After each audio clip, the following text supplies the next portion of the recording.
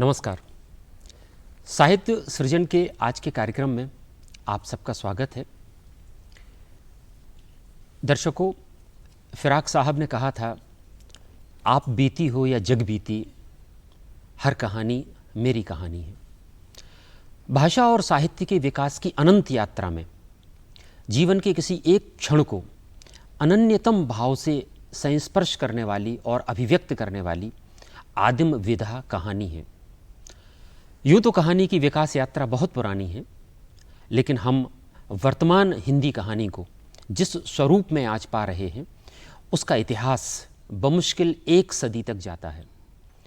और इस 1 सदी की विकास यात्रा में ही हिंदी कहानी ने अनेक पड़ावों को पार किया है, अनेक मंजिलों को छुआ है, अनेक आयामों को संस्पर्श किया है और निरंतर विकसित होती रही है। अनेक वादों, विवादों, प्रतिवादों और विचारधाराओं के दौर से गुजरकर हिंदी कहानी का जो स्वरूप आज हमारे सामने है, उसे हम साहित्य की भाषा में उत्तर आधुनिकतावादी कहानी कहते हैं। बहुत सारे नए नाम आज हमारे सामने कहानी लेखन की दुनिया में आए हैं, जिनसे आप भी परिचित होंगे। ऐसे ही हमारे दौर के एक बहुत चर्चित, प्रशंसित और पठनीय कथाकार श्री राजनारायण बोहरे जी आज हमारे इस कार्यक्रम में स्टूडियो में मौजूद हैं। हम दूरदर्शन परिवार की ओर से उनका स्वागत करते हैं। राजनारायण बोहरे जी, आपका हमारे कार्यक्रम में बहुत बहुत स्वागत है। धन्यवाद। श्री राजनारायण बोहरे जी का संबंध मध्य प्रदेश से है। उनकी जन्मभूमि और कर्मभूमि मध्य प्रदेश ही रही है। यह भी एक हमारे लिए खुशी और प्रसन्नता की बात है। अपने पहले उपन्यास मुखबिर से उन्होंने बहुत प्रसिद्धि प्राप्त की, जो चंबल की बीहड़ों में पनपी दस्यु संस्कृति और हाशिए के समाज की प्रतिक्रांति को लेकर एक जीवंत दस्तावेज के रूप में हिंदी साहित्य की अमूल्य निधि है। तब से अब तक अनेक पुरस्कारों, सम्मानों से पुरस्कृत किए गए आदरणीय बोहरे जी के अब तक 5 कहानी संग्रह, 3 उपन्यास साहित्यिक पटल पर आ चुके हैं। हम आज इस कार्यक्रम में वर्तमान कथा परिदृश्य के विभिन्न पहलुओं पर और विभिन्न सरोकारों पर उनसे बातचीत करेंगे। बोहरे जी, इस छोटी सी और अनौपचारिक भूमिका के बाद सबसे पहली बात आपसे ये करना चाहेंगे कि हमारे दौर की एक बहुत बड़ी चिंता, हमारी, आपकी, हम सब पढ़ने लिखने वाले लोगों की ये रही है कि पाठक निरंतर कम हो रहे हैं।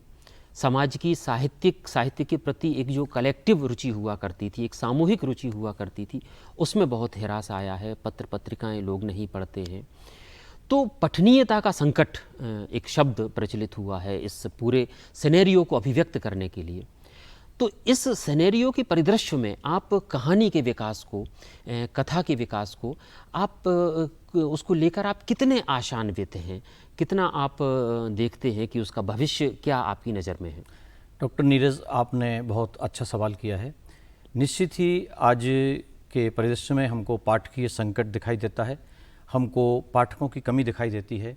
लेकिन मैं थोड़ा असहमत हूँ, आंशिक रूप से आपसे सहमत होता हूँ। भले ही लाइब्रेरियों में कम लोग दिख रहे हैं, भले ही कई किताबें लाइब्रेरियों में खुली नहीं दिखाई देती, पाठक दिखाई नहीं देते, लेकिन जो विशुद्ध साहित्य है उसका पाठक कभी भी साहित्य की दुनिया का पाठक नहीं रहा है। इसके बाद भी पहले की तुलना में आज ज़्यादा किताबें छप रही हैं। पुस्तक मेले में मेरा जाना हुआ, मैंने देखा कि ठट्ट के ठट्ट युवा पीढ़ी और दूसरे वर्ग के लोग, दूसरी उम्र के लोग मेले में आ रहे हैं और वे खाली हाथ नहीं जा रहे, वे बंडलों में, पोटलियों में किताबें बांध कर ले जा रहे हैं। इसके अलावा नेट पर इतने साहित्य का प्रसार हुआ है कि जब आप कोई अपनी रचना नेट पर अपलोड करते हैं, डालते हैं, तो उसके 10 दिनों में ही 1-1 हज़ार, 2-2 हज़ार पाठक आपके सामने आ जाते हैं, डाउनलोड कर लेते हैं। तीसरी एक और घटना सुनाता हूँ कि पिछले दिनों पाखी में मेरी एक कहानी छपी। तो आंध्र प्रदेश के एक गांव से एक हायर सेकेंडरी स्कूल के अध्यापक ने मुझे फ़ोन किया और उस कहानी के बारे में मुझसे बात करते रहे। ये सब चीज़ें बताती हैं कि भले ही हमको पाठक कम होते दिख रहे हैं, पर अभी उतना भयावह संकट नहीं है। आपने एक आशा भरी दृष्टि एक लेखक के तौर पर रखी, और चूँकि आपको जो प्रतिसाद साहित्य में मिला है, आपके तीनों ही उपन्यास काफ़ी चर्चित रहे हैं, उन पर भी बात हम करना चाहेंगे। लेकिन चूँकि आपने चर्चा नेट की है, तो एक प्रति प्रश्न, एक पूरक प्रश्न खड़ा होता है कि एक समय था कि जब हम पत्र पत्रिकाएं पढ़ते थे, किताबें पढ़ने का मतलब होता था मुद्रित किताबें पढ़ना। लेकिन एक वर्तमान पूरा का पूरा परिदृश्य, इसमें मुद्रित पत्र पत्रिकाएं और किताबें कम हो रही हैं, और जो हमारी किताबों की सॉफ्ट कॉपी है, उसके जो डिजिटल संस्करण हैं वो सामने आ रहे हैं, ई पत्रिकाएं सामने आ रही हैं, और उनको पढ़ने वाले बहुत सारे पाठक, एक नया पाठक वर्ग तैयार हो रहा है। यहाँ तक कि शायद आप बेहतर जानते होंगे कि कई किताबों के संस्करण ही डिजिटल फॉर्मेट में प्रकाशित हो रहे हैं, मुद्रित फॉर्म में आ ही नहीं रहे हैं। तो ये जो परिदृश्य है, लेखन का नया परिदृश्य है, तो ये परिदृश्य क्या भविष्य के लिए एक सुखद संकेत है, या ये पठनीयता की जो स्वाभाविकता है उसको कम करता है? मुझे लगता है नीरज जी, आपने ये सवाल भी एक सही जगह उठाया है, सही तरीके से किया है। मैं ये मानता हूँ कि इस सवाल से भी मैं पूरी तरह सहमत नहीं हूँ, मैं आंशिक रूप से सहमत हूँ। हम लेखकों को भी अब इंटरनेट का मित्र बनना पड़ेगा, हमको दोस्त बनना पड़ेगा नेट का जी। बहुत सारी नेट पत्रिकाएं हैं जो बड़े व्यापक प्रसार को रखती हैं। जहाँ तक मुद्रित पुस्तकों का सवाल है, मुद्रित पुस्तकों की एक निश्चित सीमा होती है। एक किताब दूसरे हाथ में जाने पर घिसती है, कटती है, उसकी उम्र होती है। लेकिन जो डिजिटल साहित्य है, इलेक्ट्रॉनिक साहित्य है, वो घटता नहीं है। एक किताब एक साथ एक जगह पढ़ी जा सकती है, जबकि इलेक्ट्रॉनिक लिटरेचर, इलेक्ट्रॉनिक आइटम एक साथ कई जगह पढ़ा जा सकता है, उसकी पहुंच विश्व भर में होती है। अनुभव है मुझे कि मैंने पिछले दिनों अपने गुरु डॉक्टर KVL पांडे सर का एक आर्टिकल मैत्री पुष्पा जी पर था, जब अपलोड किया एक इंटरनेट पत्रिका पर, अपनी एक कहानी अपलोड की, तो 15 दिन में ही इन दोनों आलेखों के 10,000 पाठक हो गए। 10,000 लोगों ने न केवल देखा बल्कि उनको डाउनलोड भी किया। तो मैं ये मानता हूँ कि मुद्रित साहित्य की तुलना में जो इलेक्ट्रॉनिक साहित्य है वो डराने वाला नहीं है, बस हमको उसको एक मित्रता की दृष्टि से और सकारात्मक दृष्टि से देखना होगा।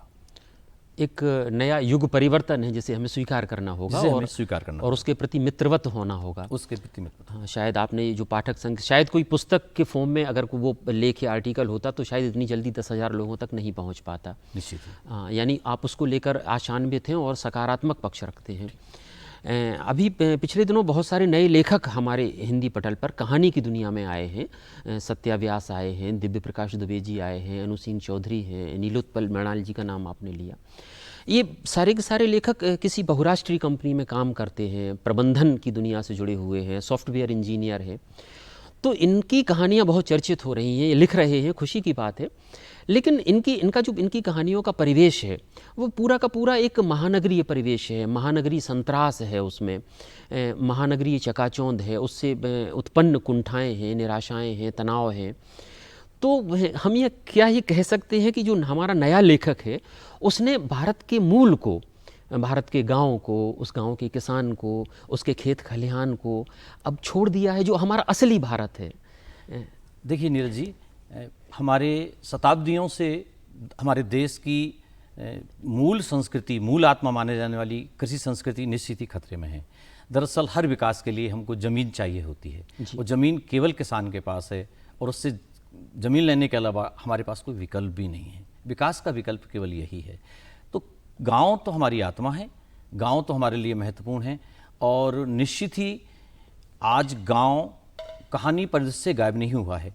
आज भी गांव में हमारी कहानी है। हमारी कहानी के केंद्र में किसान हैं, खेती है, खेती की समस्याएं हैं, उसी रूप में है। मैं आपको बताऊं, महेश कटारे विशुद्ध ग्रामीण कथाकार हैं। उनके अलावा शिव मूर्ति, मैत्रेयी पुष्पा, SR हरनोट, जयनंदन, मनीष वैद्य, पंकज सुबीर, पद्मा शर्मा, राम गोपाल भावुक, प्रमोद भार्गव, ऋषिकेश सुलभ, यहाँ तक कि प्रज्ञा रोहिणी, ये सब वे कथाकार हैं जो भले ही शहरों में रहते हों, लेकिन वे लगातार गांव की कहानियाँ लिख रहे हैं, गांव की समस्याओं पर, खेती की समस्याओं पर कहानी लिख रहे हैं। भले ही प्रतिशत कुछ कम हुआ हो, शहरीकरण का प्रतिशत ज़्यादा आ गया हो, लेकिन अभी भी गांव कम से कम कहानियों में आधे से ज़्यादा हिस्से में मौजूद है। यानी लेखकों की 2 पीढ़ियां मौजूद हैं, और नए लेखकों में भी अनु सिंह चौधरी जी का वो उपन्यास नीला स्कार्फ शायद हाँ, उसमें भी जो है गांव की और महानगर के दोनों के परिवेश को चित्रित किया गया है स्त्रियों के संदर्भ आपने में। नीलोत्तम मृणाल का नाम लिया, अनुराग पाठक का लिया, तो इन दोनों के औघड़ और 12th फेल उपन्यास भी केवल गाँवों पर केंद्रित हैं। कालीधार उपन्यास की भी चर्चा है, उसमें भी ग्रामीण परिवेश है शायद लिया गया है। जी, अच्छी चर्चा। अब चूंकि कुछ महिला लेखिकाओं के भी नाम सामने आए हैं, तो एक बहुत चर्चा के केंद्र में रहा है, हालांकि ये विषय समीक्षा का है, लेकिन समीक्षा साहित्य की विधा को लेकर होती है, तो एक नई चीज़ जो आलोचना के केंद्र में रहती है वो विमर्शवादी आंदोलन। बहुत सारे विमर्श पहले से चले आ रहे हैं, स्त्री विमर्श, दलित विमर्श वगैरह, कुछ नए विमर्श के शब्द पैदा हुए हैं, समलैंगिकता को लेकर विमर्श पैदा हुआ है, किन्नर विमर्श पैदा हुआ है। तो ये जो विमर्श है, इन विमर्शों को लेकर एक बात कही जाती है कि समानुभूति और सहानुभूति दो अलग अलग चीज़ें हैं। भोगा हुआ यथार्थ और देखा गया यथार्थ, ये दो अलग चीज़ें हैं, और लेखन में प्रामाणिकता तभी आ सकती है जब वो यथार्थ आपका भोगा हुआ हो। इसको लेकर साहित्य की दुनिया में दो धाराएं हैं और बहुत मतभेद हैं। तो हम जानना चाहेंगे कि इसको लेकर आपका पक्ष क्या है, ज़्यादा सही कौन सा पक्ष है इसमें? देखिए नीरज जी, ये विमर्शों की बात आपने सही की। शताब्दियों से स्त्रियों और दलितों के साथ अत्याचार होता रहा है, और ये अत्याचार केवल 1 मिनट में ख़त्म नहीं हो जाने वाला। हम संक्रमण काल से गुजर रहे हैं। हर दबी हुई और दमित पीढ़ी, दमित वर्ग के खिलाफ, दमित वर्ग के विरोध में जो होता रहा है, उसके साथ में अब तमाम फोर्सेस खड़े हो गए हैं। आपने कहा कि स्त्री विमर्श और दलित विमर्श को क्या समानुभूतिपूर्ण व्यक्ति ही लिख सकता है, जिसकी ऐसी अनुभूति होगी, जिसने खुद अनुभव किया हो। मैं सहमत हूँ इस बात से कि जिस महिला ने अपने महिला होने का दंश भोगा है, जो उसकी स्त्री देही के कष्ट उसने भोगे हैं, जो घर में दबा कर रखी जाने वाली स्त्रियों को जो पीड़ाएं होती हैं वो भोगी हैं, वो उसको बहुत गहराई से लिख पाएगी। दलित भी जिसने अस्पृश्यता भोगी है, बहुत कष्ट भोगे हैं, परेशानियां भोगी हैं, वह अपनी बात उतनी गहराई से, सही अनुभूति से लिख पाएगा। लेकिन मैं इस बात से कतई सहमत नहीं हूँ कि दलितों की कहानियाँ केवल दलित लिखेंगे और स्त्रियों की कहानियाँ केवल स्त्री लिखेंगी। अगर ये विभाजन बढ़ा तो आगे जाकर तमाम धर्मों, जातियों और जाने किन वर्गों तक पहुँचेगा। आपने दूसरे विमर्शों की बात की। दूसरे विमर्शों में किन्नर विमर्श पिछले दिनों बहुत तेज़ी से उभर के आया है। लगभग दर्जन भर उपन्यास आए हैं। भोपाल की लता अग्रवाल का उपन्यास तो कई यूनिवर्सिटी में शोध का विषय बन गया है। मंगलमुखी उपन्यास है उनका किन्नरों पर। सैकड़ों कहानियाँ आई हैं। वाङ्मय पत्रिका ने अपने लगातार 2 विशेषांक किन्नरों पर केंद्रित किए हैं। हर अंक में एक न एक किन्नर कहानी तमाम साहित्यिक पत्रिकाओं में दिख जाती है।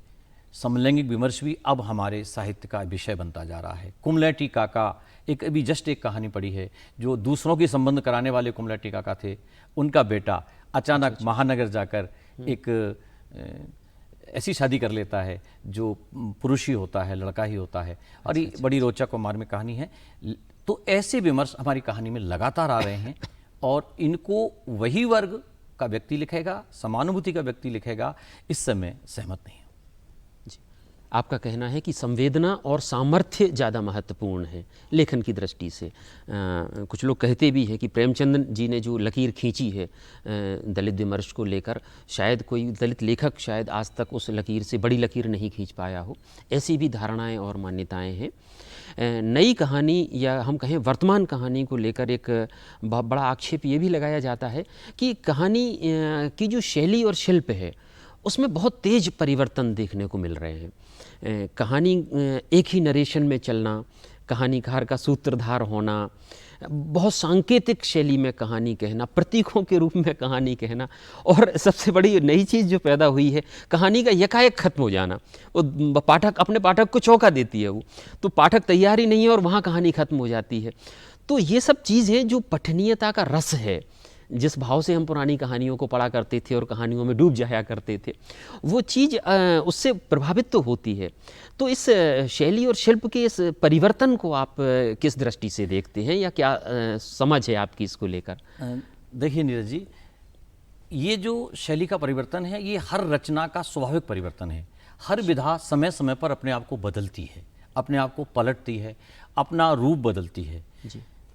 और हमारे आदि ग्रंथों से हम लें कि शिल्प यही रहा है, एक व्यक्ति प्रश्न पूछ रहा है, दूसरा जवाब दे रहा है। कथा सरित सागर में पार्वती जी प्रश्न पूछती हैं, शिव उनका जवाब देते हैं। हमारे किस्से की परंपरा में गंगाराम बुलाकी नाई है, बेताल पच्चीसी है, विक्रमादित्य की सिंहासन बत्तीसी है। इसमें एक व्यक्ति कथा सुनाता है और सवाल पूछता है, दूसरा उसका जवाब देता है। तो हमारे यहाँ ये शिल्प की पद्धतियाँ हैं, शिल्प के तरीके हैं जिनको हम प्रयोग में लाते रहे हैं। तो हर विधा जब नया रूप लेगी, नई संभावनाओं से जुड़ेगी, नई संवेदनाओं से जुड़ेगी, तो अपना शिल्प लेकर आएगी। तो अचानक कहानियों में जो अचानक खत्म होने का आपने कहा एक तरीका आया है, एक शैली आई है, ये कोई नई नहीं है, बरसों से चली आई हैं। राजेंद्र यादव जी ने एक गोष्ठी में दतिया में कहा था कि कहानी का ना प्रारंभ महत्वपूर्ण होता है और ना अंत महत्वपूर्ण होता है। दरअसल कहानी की यात्रा महत्वपूर्ण होती है। चलते चलते कहानी शुरू हो जाती है, पाठक उसमें शामिल हो जाता है, पाठक उस कथा का आनंद लेता है, उसमें डूबता है और चलते चलते अचानक कथाकार उस कहानी को बंद कर देता है, उसको ख़त्म कर देता है और पाठक चलता हुआ चला जाता है। ये महत्वपूर्ण तथ्य मुझे उनका कथन हमेशा याद रखता है कि कहानी में सबसे महत्वपूर्ण है शैली, और आपने जो कहा कि सामर्थ्य, कथाकार की सामर्थ्य और संवेदना महत्वपूर्ण होती है। आपका कहने का आशय है कि ये युगीन परिवर्तन है, नई शैलियों और शिल्पों का विकसित होना, निश्चित ही, और इनमें भी आगे चलकर परिवर्तन आएगा। अच्छी जानकारी आपने दी इस वर्तमान कहानी लेखन की सिनेरियो के ऊपर। आप लगातार लिख रहे हैं, आपका उपन्यास आड़ा वक्त आपका नया उपन्यास है जो कि एक किसान के जीवन पर हम कह सकते हैं, उसके विभिन्न संदर्भों को रूपायित व्याख्यायित करता हुआ। उसके पहले शुरुआत आपकी मुखबिर से हुई, आपकी कुछ कहानियाँ महानगरीय बोध की कहानियाँ हैं। तो इतना विविध लेखन आप कैसे कर लेते हैं? इतने आपकी संवेदना का संसार इतनी विविधता को कैसे समेट लेता है? दरअसल देखिए, हर एक का जीवन सीधा नहीं होता। मेरा जीवन भी सीधा नहीं रहा, उसमें बहुत वक्रताएं आई हैं, बहुत मोड़ आए हैं। बस मुझ में एक उत्सुकता रही, एक किस्सा गो की उत्सुकता रही। मैं हर चीज़ को बड़ी रुचि से देखता था, बड़ी दिलचस्पी को देखता था, और कहीं ना कहीं मेरा कथाकार मन उन चीज़ों को भीतर ही भीतर दर्ज करता रहता था। उन अनुभवों को, उन नई चीज़ों को, नई उत्सुकताओं को मैं दर्ज करता था, मेरा अवचेतन मन दर्ज करता था, और ये सारी चीज़ें अंत में जाकर एक कहानी का जब स्वरूप धारण करती थी तो उसमें अचानक प्रकट होती थी। तो मुझे लगता है कि मूल चीज़ मेरी जो थी वो कहानी के प्रति जिज्ञासा थी, कहानी के शिल्प चरित्रों के लिए उठाना था। तो नौकरियां और घर के दबाव, घर की जिम्मेदारियां तो हम सब उठाते हैं, इसके साथ साथ समय निकालकर, समय चुराकर साहित्य को देना, और साहित्य जिसमें मनुष्यता केंद्र में है, जिसके लोक मंगल जैसे केंद्र में है, उसको अगर हम समय दे रहे हैं तो एक तरह की यह भी एक तपस्या है जो मुझे लगता है कि मैं पूरी दत्तचित्त होकर तपस्या करता हूँ। आपने लोक मंगल की बात की, मनुष्यता की बात की। एक समय था जब ये कहा जाता था कि साहित्य का केंद्र मनुष्य है और एक साहित्यकार का आत्यंतिक लक्ष्य मनुष्यता का कल्याण करना है। लेकिन इसके लिए बहुत सारे साहित्यकारों का मानना था कि आपके साथ कोई विचार होना जरूरी है, वैचारिकता होना जरूरी है, और इसीलिए तरह तरह के आंदोलन आए। प्रगतिवाद बहुत बड़ा आंदोलन है साहित्य का, सिर्फ कहानी को ही नहीं, कविता को और साहित्य की सभी धाराओं को उसने प्रभावित किया है। फिर एक दौर आया, कलावादियों का दौर आया, जिनका कहना था कि कला कला के लिए, और हमें वैचारिकता का आग्रह बहुत उनके लिए महत्वपूर्ण था ही नहीं, हम ये कह सकते हैं। तो क्या सामाजिक सरोकारों के लिए या मनुष्यता की चिंता करने के लिए किसी वैचारिकता का आश्रय लेना जरूरी है? मुझे लगता है कि मनुष्यता का पक्ष लेना अपने आप में बड़ा विचार है। हमारे यहाँ पिछली शताब्दियों में विभिन्न प्रकार के नवयुग काल जिसे कहा जाता है, विभिन्न प्रकार के आंदोलन हुए, वैचारिक आंदोलन हुए। ऐसे वैचारिक आंदोलनों के हर स्तर पर जवाब खोजे गए, तमाम तरह के विचार सामने आए उन जवाबों के रूप में, उन जवाबों के साथ। तो उन विचारों की सबकी युति, सबका केंद्र मनुष्यता थी, मानवता थी। हम अगर मानव मात्र की परवाह करें, किसी विचार विशेष को न लेकर, मानव अपने आप में बड़ा विचार है, मानवता अपने आप में एक बड़ा विचार है, और जैसा कि मैंने कहा कि लोक मंगल अपने आप में एक बड़ा विचार है। तो हम अगर किसी विचार के साथ चल रहे हैं, यानी मानवता के साथ चल रहे हैं, तो मुझे लगता है कि हमारे सबके भीतर, हम हर लेखक को मानवता की पहली परवाह करना चाहिए और मानवता की ही अंतिम परवाह करना चाहिए। जी, बहुत अच्छी बात कही आपने। और जो चर्चा आपसे चल रही है, बातचीत की जा रही है, उस पूरे चर्चा का सार इस तरह से निकल कर आ रहा है कि आप पूरे परिदृश्य को लेकर एक सकारात्मक सोच रखते हैं और बहुत आशान्वित हैं, लेकिन फिर भी एक सक्रिय लेखक होने के नाते पिछले 4 दशकों से लिख रहे हैं, आपके लेखन का ये 5वां दशक है। तो इस 40-50 वर्षों की यात्रा है आपके लेखन की, सक्रिय लेखन की यात्रा है, एक बड़े लेखक होने की यात्रा है।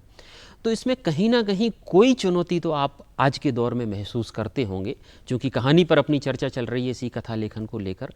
कहीं कोई ऐसी चीज़ आपने महसूस की होगी कि हाँ, यह एक हमारे लिए समस्या है, एक चैलेंज है, यह एक कमी है, एक अभाव है जिसे दूर किया जाना चाहिए या जिस पर विचार किया जाना चाहिए। कम से कम आपकी नज़र में ऐसा कुछ तो होगा ही। सही नीरज, तुमने अच्छा सवाल किया और इस सवाल पर हमारा ध्यान जाना जरूरी है कि आखिर कहाँ खबर समाचार होती है और कहाँ खबर एक कहानी बन जाती है। जी। तो आज जो अखबार हैं, आज जो न्यूज़ चैनल हैं, आज जो बहुत सारे इंटरनेट के संस्करण हैं अखबारों के, वे हर घंटे अपने अपडेट दे रहे हैं। वे हर समाचार को एक स्टोरी बनाकर पेश कर रहे हैं। जी। स्टोरी भी कहानी होती है। वे उस समाचार के साथ में उस घटना की पुनरावृत्ति, उस घटना की बात की घटना है, उस घटना से जुड़े दूसरे लोगों के प्रसंग और वैसी अन्य घटनाओं को साथ में जोड़कर उसे निश्चित ही एक कहानी का रूप प्रदान करने की कोशिश कर रहे हैं। लेकिन हमको ये ध्यान रखना है कि कहानीकार अपनी संवेदना को खबर से आगे ले जाए, खबर भर न रह जाए।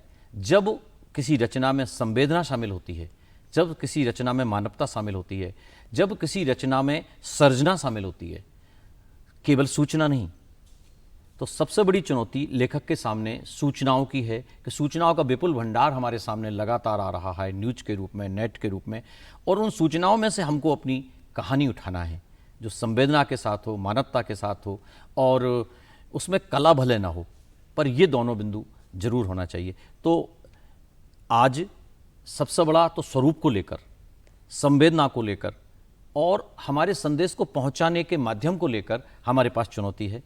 तो ये चुनौतियां आज सामने हैं। वैचारिक चुनौतियां भी अनंत हैं, जैसा कि मैंने किसान की बात कही कि किसान के पास ज़मीन है और हमको विकास के लिए मजबूरी है कि ज़मीन लेना है। ये भी एक बहुत बड़ी चुनौती है। गांव की ओर हम देख रहे हैं आशा की तरह, आशा की नज़रों से, और गांव देख रहा है हमारी ओर। जी, जैसा कि वो हजारी प्रसाद द्विवेदी जी कहा करते थे कि रचनाकार को अपना पाठक वर्ग तैयार करना होगा, तो एक कहानीकार को अपने पाठक तैयार करने होंगे जिससे वो अखबारी कहानी और साहित्यिक कहानी में फ़र्क महसूस कर सके और उसे पढ़ सके। बहुत अच्छी जानकारी। आज के दौर के किसी एक ऐसे कहानीकार या कहानीकारों के नाम जो आपको बहुत प्रभावित करते हैं, हमारे दर्शक भी उन नामों से लाभान्वित हों। दरअसल आज के दौर के कहने पर एक बड़ी विचित्र धर्म संकट की स्थिति पैदा होती है। आज के दौर में 5-6 पीढ़ियां एक साथ कहानी लिख रही हैं। पुन्नी सिंह जी और मैत्री पुष्पा जी के ज़माने से लेखन शुरू करने वाले चित्रा मुदगल, ममता कालिया जी कहानी लिख रही हैं, SR हरनोट कहानी लिख रहे हैं, और नए बिल्कुल अक्षत पाठक तक, अणुशक्ति सिंह और अनु सिंह चौधरी तक कहानी लिख रही हैं। इनमें से मुझे जो सर्वकालिक प्रभावित किया, मेरे सर्वकालिक प्रिय लेखक हैं श्री महेश कटारे जी। वे गाँव के लेखक हैं, हमारी ये कहें भारतीय आत्मा के लेखक हैं। वे ऐसे लेखक हैं जो कहने में, करने में एक रहते हैं। उनकी शैली ने, उनकी भाषा ने मुझे हमेशा प्रभावित किया है। हाँ, लेकिन मैं सतर्कता से नए लेखकों की ओर भी देख रहा हूँ। शर्मिला बोहरा जालान, अणुशक्ति सिंह, अनु सिंह चौधरी, अक्षत पाठक, पद्मा शर्मा, ये तमाम ऐसे नए लेखक जो उभर के आए हैं, या कुछ लेखकों ने नए तौर पर नई रचनाएं दी हैं। पिछले साल बड़ी महत्वपूर्ण रचनाएं आई हैं तमाम लेखकों की। हरि भटनागर का बहुत शानदार उपन्यास आया है। तो इन सब लेखकों ने मुझे जमकर प्रभावित किया है। पर महेश कटारे मेरे हमेशा सार्वकालिक प्रिय लेखक हैं। बहुत बहुत धन्यवाद बोहरे जी। और आपने कुल मिला के एक सकारात्मक पक्ष वर्तमान कहानी लेखन का सामने रखा और यह भी निष्कर्ष निकल कर आ रहा है इस चर्चा से कि कहानी लेखन बहुत तेज़ गति से विकसित हो रहा है, नए लेखकों के आने से भी और पुरानी पीढ़ियों के काम करने से भी, डिजिटल फॉर्मेट में किताबें आने से और उसका एक अपना पाठक वर्ग तैयार हो रहा है। तो आदरणीय बोहरे जी ने आज हमें बताया कि हिंदी कहानी लेखन, जिसे हम उत्तर आधुनिक कहानी कहते हैं, दिनों दिन विकास के नए प्रतिमानों को छू रहा है और वे उसके भविष्य को लेकर बेहद आशान्वित हैं। दूरदर्शन मध्य प्रदेश स्टूडियो में बोहरे जी के आगमन पर उनका अभिनंदन तो करता ही है और साथ में यह भी कि जो कुछ उन्होंने कहा उसे अगर हम प्रोफेसर वसीम बरेलवी जी के शब्दों में कहें कि उम्मीदों के 2-4 दिए अब भी हैं रोशन, मालिक की हवेली अभी वीरान नहीं है। बोहरे जी आप स्टूडियो में आए और बहुत अच्छी चर्चा की, आपका बहुत बहुत धन्यवाद, आभार। नमस्कार।